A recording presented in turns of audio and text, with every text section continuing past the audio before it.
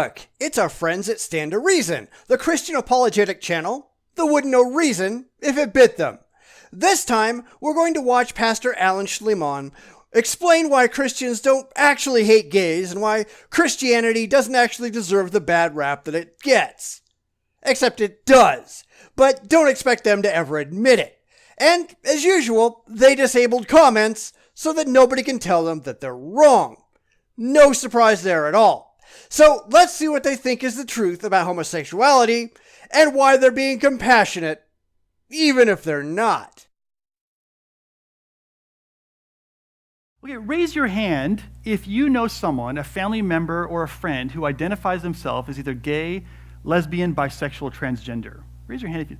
Yeah, looks like virtually everybody in the audience, and I too would be raising my hand in this case, because I also know people who identify themselves as either gay, lesbian, who are friends and family of ours. I love how he says they identify as gay, lesbian, etc. Not that they are, but that they identify. Because it isn't like he's going to accept them as they are. He's just going to accept that they have this label that they've put on themselves. This is not a good start. And so this really raises the question, how are we as Christians supposed to continue and maintain these relationships with these people without compromising our convictions? They have nothing to do with your convictions. These are people. You either accept them as they are, or you don't. Meaning, you either throw everyone out of your life that fails to meet up with your silly religious standards, or you grow up and stop pretending that you get to make the rules. Now, I hope you realize that this is going to be an uphill battle for us in order to be able to do that in the culture that we live in today.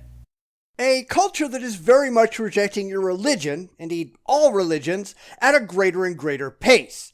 According to a recent Pew Research study, 22% of Americans report being either atheist, agnostic, or simply non-religious.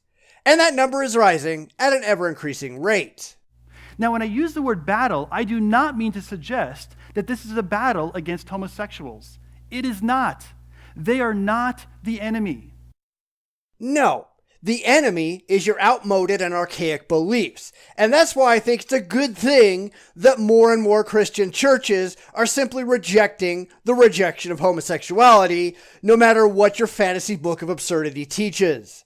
They are starting to live in the real world, at least more so than they used to.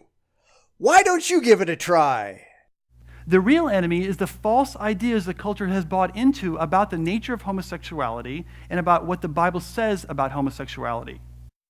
I don't give a damn what the Bible says about anything, and neither should you. But this is what happens when you insist on maintaining backward and primitive beliefs. You should really do something about that. So, for example, the culture has bought into the idea that it is cool to be gay.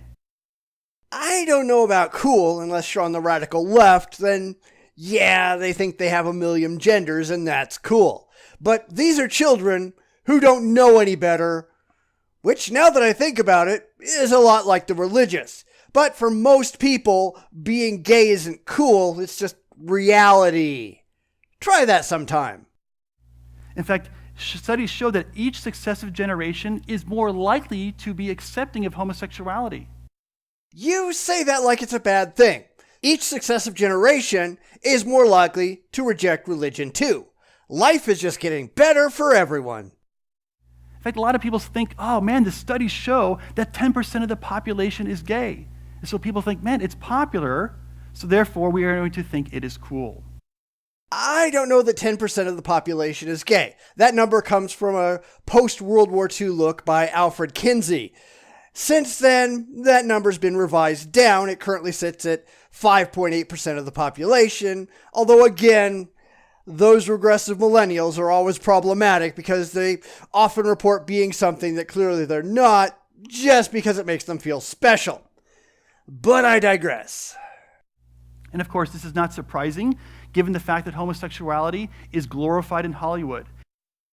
That's debatable. I mean, yes, because of the liberal bent in Hollywood, you do find minorities and women and anything but white men being glorified, but that's more political than social anymore. It's taught in our schools. It's not taught in our schools. Nobody teaches that being gay is cool. They might teach that it's reality, which it is, but I don't see any gay indoctrination centers going on in public schools. Although I certainly wouldn't put it past some of our absurdly liberal colleges. But let's not give them any ideas. It's protected in our laws. Yes, human rights are protected in our laws. You say that like it's a bad thing. And so it's no longer enough to simply tolerate it. We have to celebrate it. Since when? Who is holding you at gunpoint and forcing you to participate in gay pride parades? Citation needed. And if you're talking about having to make cakes, that has nothing to do with being gay. That has to do with you have a business license that requires you to not discriminate. If you don't like it, don't have a business license. In fact, Julie Rogers, who worked as in the chaplain's office at Wheaton College, who said she has same-sex attractions, was brought in by that school to help the school sort of navigate the complex conversations that many students might have that are struggling with same-sex attraction. That's the problem. Why is it a struggle? It wouldn't be if you people didn't keep telling the world that same-sex attraction is somehow wrong, that people need to resist it, that people can't just be who they are and be attracted to who they're attracted to without you God-botherers screaming that they're going to your imaginary hell. Now, she eventually came out and said, no, I'm accepting of homosexuality, and so therefore the school removed her from her position.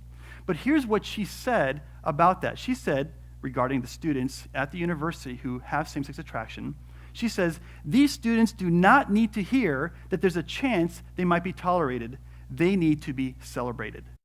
So what? She can say whatever she wants to say. That doesn't mean that you have to pay any attention. I don't care if you celebrate it. I care that you grow the hell up and stop telling people that your imaginary friend in the sky will roast them for all eternity if they actually have feelings for the same gender. And this is why I say it's no longer enough for us simply to tolerate homosexuality. We have to celebrate it. How about you just stop talking about it? How about you excise gay hate from your theology? How about you just leave people the hell alone? The culture's also bought into the idea that homosexuality is a normal variation of sexual behavior. Well, mostly because it is. But hey, religion and normal don't play well together, do they? In other words, for two men to have sex or for two women to have sex is just as normal and as healthy as if a man and a woman were to have sex. And it is. But guess what? It's none of your damn business what any two consenting adults do in the privacy of their bedroom, so long as they don't harm anyone in the process. But, reality. That's not even on your radar, is it? The culture's also bought into the idea that homosexuals are born that way, that there is some genetic or biological component that causes them to develop same-sex attraction. Which is exactly what science shows. There are distinct differences in the brain between gay people and straight people. In fact, if you look at amygdaloid connectivity in the brain, there are distinct similarities between straight men and gay women, and between gay men and straight women. There's a lot of work still to be done, but so far, we're seeing distinct evidence that sexual orientation and attraction has a biological component. And of course, if you're born that way and it's genetic, then of course you can't change the way you are. And why would you want to? Why would you want to change your orientation any more than you would want to change your eye color? If you hate yourself that much that you want to change something fundamental about your makeup, you got problems. Or religion. You could have religion. And that's a problem. That's an unchangeable characteristic. Just like our eye color is determined by our genes, it's something that we are sort of born with, and you can't change your eye color. Indeed, it would probably be harmful or dangerous to try to change your eye color. So they say it would be also dangerous or harmful to try to attempt to change your sexual orientation for the same reason. If it's even possible. Now, sure, you can change how you act, just like you can wear color contacts, but you're not actually doing anything. You're pretending to be something that you're not. And of course, that's what religious zealots want these people to do. They want them to deny who they are because an ancient book of mythology says they should. And that's just stupid. Culture has also bought into the idea that Christians hate homosexuals. Wherever would culture have gotten that idea? And although I would say that they're largely mistaken about this, there's a lot of things that we have done as a church that has contributed to that impression. You mean follow a book that says you should hate homosexuals? Or are you just pretending that those parts don't exist? And so today we'll talk about what some of those things are, and I'm going to offer some principles that can help us to correct course and maybe make a difference and move in a more positive way. The only positive way you can move is to throw out that silly book you follow and deal with reality as it is, not as you desperately wish that it was. But I bet that's not what you were thinking, is it? The culture also believes that the Bible has been mistranslated and is being used to wrongly condemn homosexuals. Well, I don't know that the Bible has been mistranslated so much as it's an idiotic bit of mythological nonsense that nobody with a brain in their head ought to pay any attention to. Okay. And furthermore, the culture has bought into the idea that the Bible is an outmoded, ancient piece of literature, really a relic, that has no business informing our modern culture about morality, let alone about sexual morality. Wow, you finally got to the truth. But you'll just ignore it because it's inconvenient. After all, you're standing in front of a bunch of people who are there to hear what you have to say about the Bible. And if you just tossed it out, as you should, then you'd be out of a job. And we can't have that, can we? And so the culture has bought into this idea then that Christians are simply narrow-minded, really intolerant bigots. And frankly, that's sort of the nicest thing to have to say about us. Then maybe you ought to stop being narrow-minded, intolerant bigots.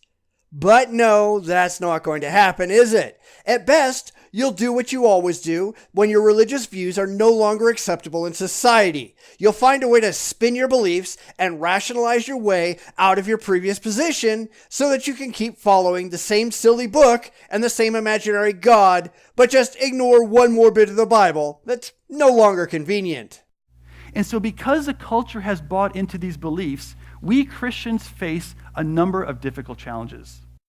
None of which you'll rationally address because your whole religious worldview will come crashing down if you do. And so you'll do what Christians always do.